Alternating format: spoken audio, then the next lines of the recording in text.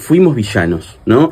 Fuimos villanos en el sentido en el cual Uruguay, que siempre tiene una costumbre desde el punto de vista identitario de colocarse en el lugar de la víctima, siempre un país pequeño, poco poblado, después discutiremos si es así, si es pequeño o no, pero poco poblado seguro, y siempre nos colocamos en ese lugar, como estamos rodeados de dos gigantes como Argentina y Brasil, en general siempre nos colocamos en ese lugar de víctimas y nos gusta, nos sentimos cómodos siendo víctimas, y en este caso, como en otros, que la historia suele ocultar, ¿no? Yo siempre digo que la historia está hecha de memoria y también está hecha de olvido, y esos olvidos son sintomáticos de determinados problemas presentes. En este caso, la Guerra del Paraguay, como Salsipuedes, que hablaremos en su momento, son episodios que están como oscurecidos, están como, de alguna manera, escondidos en un lugar porque son vergüenza. O nos generan vergüenza. ¿Por qué? Porque los uruguayos, siempre víctimas, o siempre nos gusta ser víctimas, en la Guerra del Paraguay fuimos villanos. Fuimos parte de una triple alianza.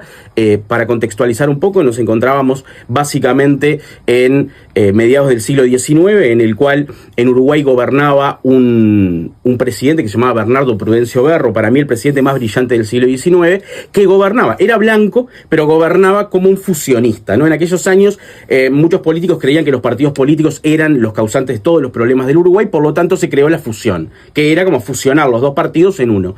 Y el presidente Bernardo Prudencio Berro era fusionista y creía realmente que los partidos políticos debían desaparecer. Eso es muy discutible, pero en aquel momento era la idea de algunos doctores. En este caso, Venancio Flores, un caudillo, ¿no? Es quien intenta tomar el poder, genera una segunda cruzada libertadora, entre comillas, obviamente jugando con la primera cruzada libertadora y también porque fue apoyado por la iglesia, por eso cruzada, por el tema de las cruces, y a partir de ahí es que Venancio Flores logra derrocar al gobierno constituido. Ya no por Bernardo Berro, porque Bernardo Berro había terminado su mandato, había quedado Atanasio Cruz Aguirre, pero lo cierto es que a partir de que Venancio Flores toma el poder, hay una dictadura, ¿tá? Hay un golpe de Estado y Venancio Flores queda como presidente. Pero ¿quién apoyó a Venancio Flores para poder llegar al poder, para poder hacer su cruzada libertadora? ¿Quién le dio dinero? ¿Quién le dio hombres? ¿Quién le dio armas? La Argentina de Bartolomé Mitre y el Brasil del emperador Pedro II. Por lo tanto, en 1864 había que pagar ese favor. Y ese favor se pagó con el involucramiento de Uruguay en una guerra en la que no tenía nada que ver. Porque si algo se discutía en Paraguay de forma muy coyuntural eran límites, ¿no? De hecho, Paraguay termina la guerra de la Triple Alianza perdiendo territorio con Argentina y con Brasil, más no con Uruguay. Uruguay no ganó nada de la guerra del Paraguay, ganó simplemente unos trofeos de guerra, ¿no? Que después fueron devueltos por Santos en su momento, cuando fue presidente. Pero lo cierto es que Uruguay entra a la guerra sin tener algo verdaderamente una causa, ¿no? Una causa bélica, una causa de guerra, decir, bueno, son mis enemigos por tal y tal razón. No, era Argentina y Brasil contra el Paraguay de Francisco Solano López.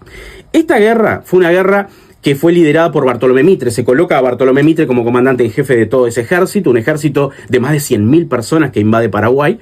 Uruguay aportó 5.000 soldados, 5.500 soldados fue la cuota liderada por Venancio Flores. Y a partir de ahí se da una guerra en la cual Bartolomé Mitre al principio dijo que iban a estar en un mes, iban a tomar Asunción. Ese mes se convirtió en 6 años prácticamente, 5 años y pico, en el cual murieron muchísimas personas. Paraguay perdió gran parte de su población, según Felipe Piña, el historiador argentino, pero también Efraín Cardoso, el historiador paraguayo. Paraguay tenía 1.300.000 habitantes y después de la guerra quedó con 300.000 habitantes. Pero lo cierto es que murió su población viril. Por eso Paraguay tuvo un hueco demográfico durante muchísimos años y le costó mucho crecer poblacionalmente porque solo quedaron niños y mujeres. Esta guerra fue una guerra que verdaderamente entristeció muchísimo a muchas personas en aquel momento. Uruguay, por ejemplo, devolvió los trofeos de guerra y no cobró.